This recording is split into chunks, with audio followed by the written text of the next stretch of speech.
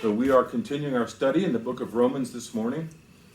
And I learned when I was preparing for this study that the book of Romans in medieval times and even into the early modern era was taught in schools, taught in law schools, as an example of how to argue and how to persuade people. Paul, in this letter, very persuasive, very tight, well-reasoned arguments, anticipating objections, moving people's emotions to see the truths that he's presenting. And so it was taught in this way, and it helped me to, as I approach this book of Romans, how to think about this book of Romans and how to present what Paul has to say here. Now, as we studied last week, just to review quickly what we talked about last week in the book of Romans, we worked our way up to chapter 2, to the second half of chapter 2. And in this first part of Romans, Paul is establishing the case that no one is righteous. There is none righteous, no, not one. And in another verse, for all have sinned and all fall short of the glory of God. And Paul was to make this case to the people in Rome, to the citizens in Rome, and to us more broadly, the church universal. And so, how do you tell someone? How do you tell a religious person that the religious activities that they are involved in are not benefiting them unless it affects them and changes their heart? That just doing something on the outside, just going through the motions, is not beneficial. That's the challenge that we see in Paul's letter today in the second half of chapter 2. Now, chapter 2 started with God's judgment against the self-righteous, if you will. And the first point we saw last week was that God's judgment is true. And we saw that God's judgment is impartial. And that the Gentiles, even though they don't have the law, they have the law written on their consciences, in their hearts, in their conscience. And if they violate their conscience, God holds them accountable, even though they don't have the law. And so today, in the second part of Romans chapter 2, Paul is driving at and making the point to the Jews specifically. The Jews that, and the point he's making is that being a cultural Jew has no value. In the same way, being a cultural Christian has no value for us in terms of, no heavenly value, no value in terms of pleasing God. Being a cultural Christian is not pleasing to God. Doesn't make the person pleasing in God's sight. Doesn't make the way to heaven. In fact, the cultural Christians, if you're just a cultural Christian, you're on your way to hell, the same as everybody who denies God. So that's the case that Paul's making, and here he's making it to the Jews this morning. The Jews placed a lot of stock, a lot of confidence in the fact that they were of Jewish heritage. And they thought that because they were of Jewish heritage, that guaranteed them favor with God. And so Paul's task here, what we're going to be looking at today, Paul's task was to tell them, no, just being a cultural Jew doesn't benefit you, doesn't bring you benefit when it comes to salvation, when it comes to pleasing God. That is of no value. The same way being a cultural Christian is of no value when it comes to pleasing God. So this is the conclusion. I'm going to just say the conclusion first. But he is a Jew which is one inwardly, and circumcision is that of the heart in the spirit and not in the letter, whose praise is not of men but of God. And so this is the point that Paul wants to get to point out that he is a Jew inwardly. If the change has been made in your heart, then you are considered a Jew of the heart and in the spirit, not in the letter of the law. So let's see how Paul proceeds with this argument. So starting here at verse 17, Paul says, "Behold, thou art called a Jew, and resteth in the law, and makest thy boast of God." So Paul acknowledges right from the beginning that, behold, thou art a Jew. This can also be spoken or translated, since thou art a Jew, or if thou art a Jew, and restest in the law, and makest thy boast of God. Paul's going to layer this conditions one after the other, driving his point, building his point here. Since thou art called a Jew, and restest in the law, and makest thy boast of God.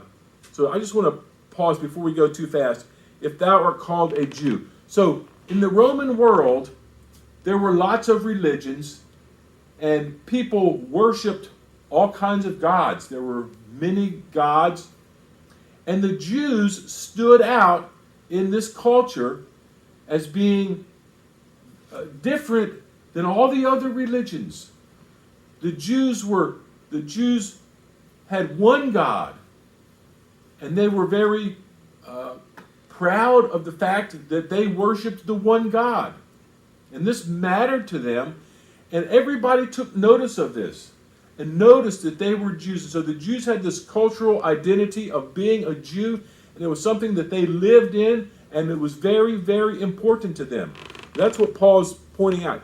Thou being called a Jew, and resteth in the law. They had confidence in the law of God. They had the law of God, and this was something that they took pride in, and the fact they made their boast in God.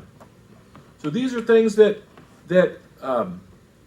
we can see today in people who put their value in church memberships, or put their value in something that they did a long time ago that didn't change their life, but they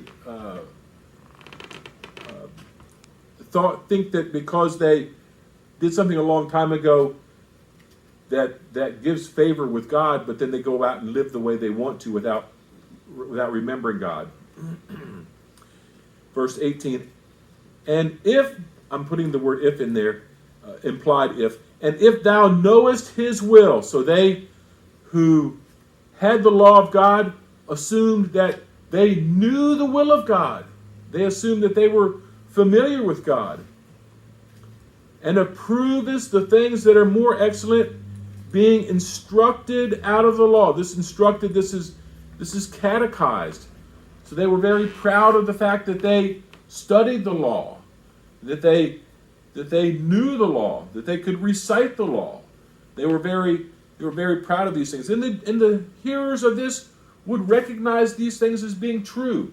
They knew what Paul was saying, and they acknowledged the truth of this. Paul continues with this amplification, and art confident that thou thyself art a guide of the blind. They were confident in themselves. They weren't confident in God. They were confident that they could instruct blind people, and that they were a light to those which were in darkness. They thought that they were light. The fact is that they were not light, that they were blind and didn't know it. I remember when I was had a chance to visit in Alaska a long time ago, that I was with my hunting buddy, and we were looking for caribou up on the Alaska range. And so we were driving in the road and looking, glassing and looking at the mountains, and we were at one of the pullouts there. And as we were glassing and looking and trying to figure out where to go into the bush, someone else stopped and started talking to us and said, "Oh, you should go over that ridge over there. There's a big herd of caribou just over that ridge." And so we said, "Oh, let's go over there." So we took off into the bush. Being late in the afternoon, we took off into the bush. We went over that ridge and didn't see any caribou there, and so we thought, well, maybe he's over this ridge over here. So we went off in this direction and went over this ridge, and no caribou. And next thing you know, it's getting dark, and it was dark, and we were out there in the bush, ill prepared. This is in the fall in Alaska. The temperatures are getting cold. There was already snow on the ground. And it was a dark night. We couldn't see where we were going. We were stumbling, bumbling around, and it was dangerous because there were drop-offs. There were these 10 and 20-foot drop-offs where the rocks would just drop off to nothing. And so we were out here and ill prepared for this. None of us had a flashlight. So we stopped, and my friend who was with me said, we should pray about this. And so we did, and his son was there, and we prayed and said, okay, now we're going to go to look here where we can look and find the highest point. We're going to go up to the top of this bluff very carefully, very, very carefully, and see if what we can't see. So we worked our way up to the top of this bluff, and finally we made out the road. After a while, we were able to see the road far away there. It said, aha, we found the road. And so we were able to make our way back. But it was dark. It was dark there, and we saw the light in the road, and we were able to make our way there. But had we not seen that light, we would have been stumbling around there in the dark. And that's what Paul is saying here. These Jews think they have the light, but they don't. They're stumbling in the dark. Paul continues here, verse 20. An instructor of the foolish. This is how the Jews saw themselves. They looked at the Gentile world. They looked at this pagan worship rituals, and they said, this is foolishness. They considered themselves a teacher of babies. That these kids didn't know anything. The Jews thought they had a lock on truth, a lock on the law. That they had the form of knowledge and of the truth and the law. They were very proud of these things that they had. They were very proud of the fact that they lived in the Jewish community. And now, here we come to verse 21, when Paul, in his argument, says, thou therefore which teachest another, teachest thou not thyself? And so Paul pulls the audience up short with this question, with this rhetorical question, with the irony of this. Teachest thou not thyself? Thou that preachest a man should not steal, does thou steal? And so Paul is taking the law, like Jesus did, he's taking the law to another level. The Pharisees, Jesus accused the Pharisees, saying that they twisted the law and they stole from widows by making these alterations of the law that favored themselves. They stole from people by doing this money changing in the temple, and they were stealing. And Paul wants to help them to see the in spite of the fact that they have the law, they're not obeying the law. They are denying the truth. They're suppressing the truth in unrighteousness. So he challenges them. Dost thou not steal? That they should look at their heart. Verse 22. Thou that sayest a man should not commit adultery, dost thou commit adultery? And again, this is the idea that Jesus said not to look at a woman and lust after her. That's committing adultery in your heart. And so Paul is bringing the argument, he's personalizing it into our hearts to look deeper and not just look at the external things. He wants them to see this truly the way it is. It continues, thou that abhorrest idols, dost thou commit sacrilege? They were committing sacrilege because they were putting themselves above God. They were basically worshiping themselves. They thought that their desires and what they wanted was more important than what God said. And so this is the essence of idolatry, putting something in the place of God. This is what they were doing. Paul is calling this out to their attention, driving this point home. Thou that makest thy boast of the law. So they were boasting in the law. They were proud of the law. They boasted in the fact that they had the law, but the law wasn't making an impact in their hearts.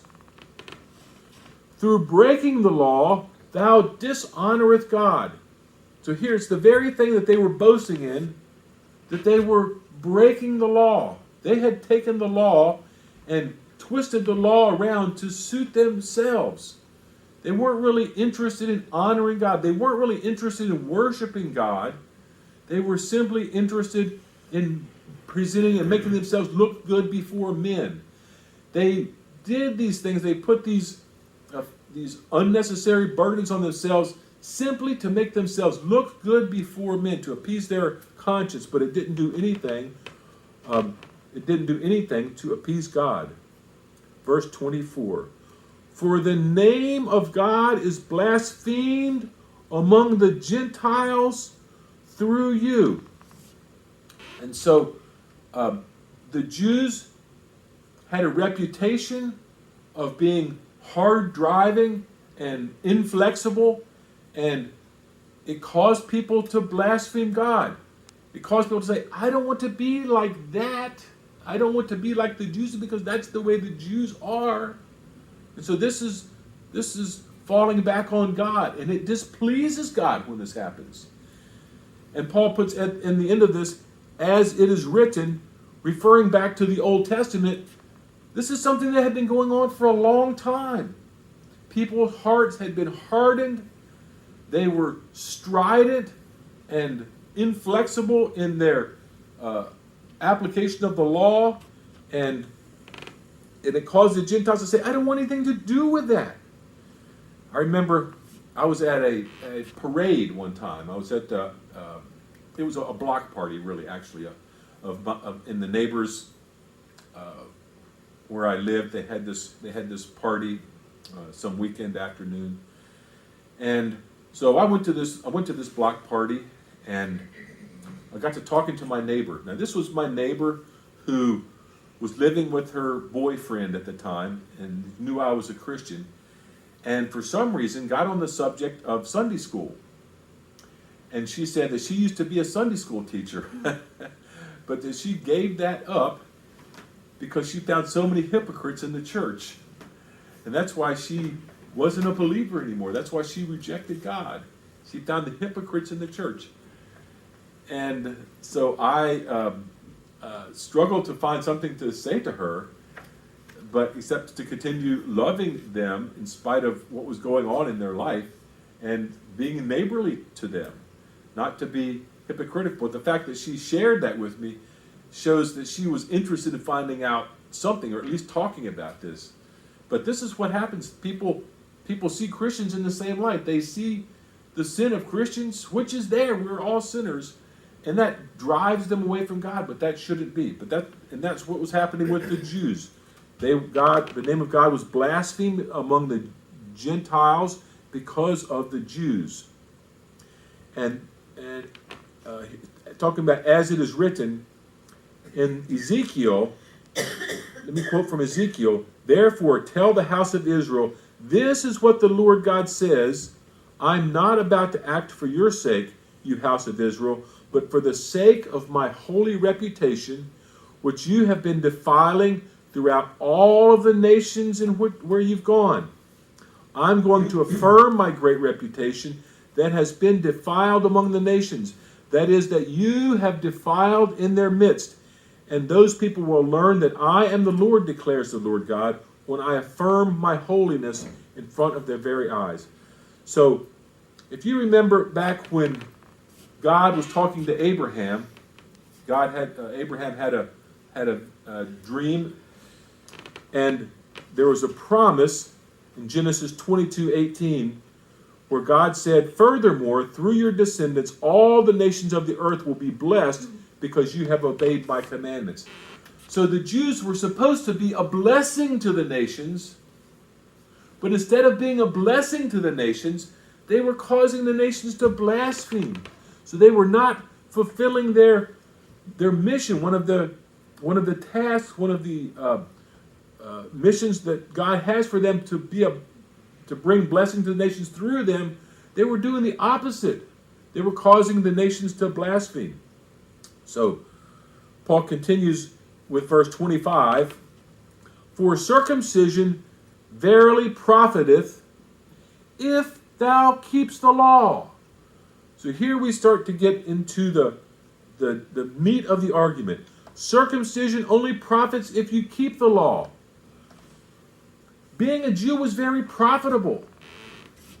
Being of the circumcision was very desirable.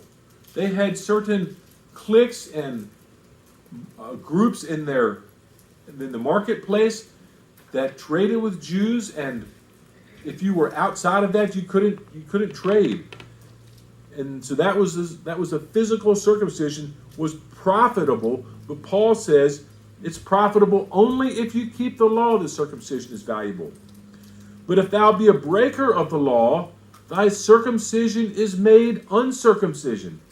So breaking the law invalidates the circumcision. This is a shocking statement. This would be a shocking statement for the Jews to hear, that their circumcision could become of no value. It's shocking for us to think of baptism becoming and having no value if there's no change in our heart. The fact that we were baptized in church, the fact that we're a member of a church, has no value if it doesn't change our hearts. We don't see ourselves the way God sees us. Therefore, if the uncircumcision keep the righteousness of the law, shall not his uncircumcision be counted for circumcision? This is an astonishing statement. That the Gentiles, if they keep the law, which we're going to find out that nobody's able to do that, but if they keep the law, then they're counted as circumcised. That's what Paul is saying here. So this is an eye-opening statements, earth-shattering statements that he's making to the Jews.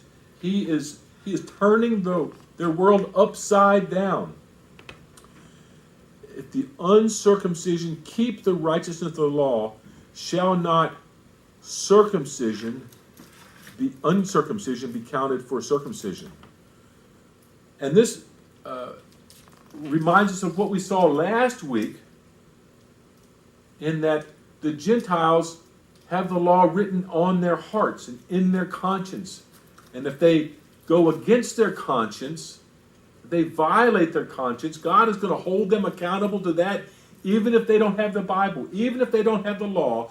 If they violate their conscience, the law of God written on their heart, they will be held accountable for that. In the same way, if they obey their conscience and obey the law written on their hearts, God will be just in judging them. God is just in judging.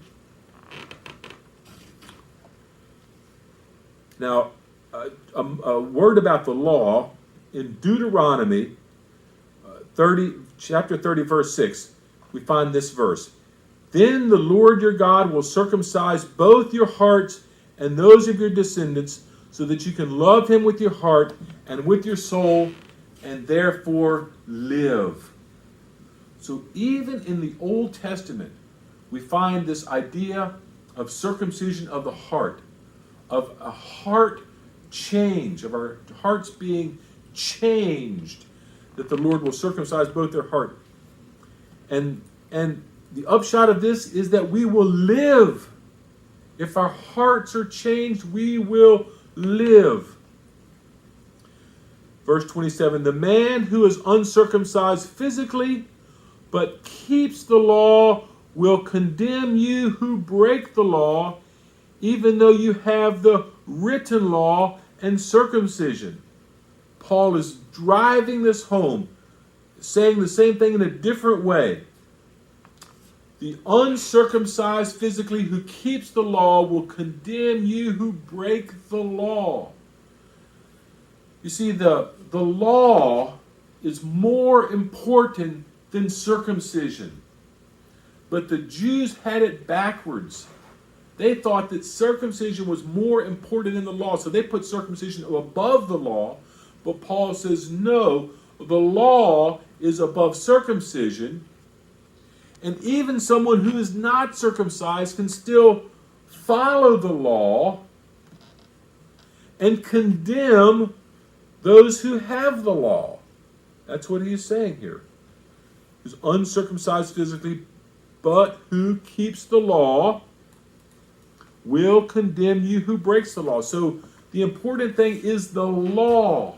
The law. Keeping the law.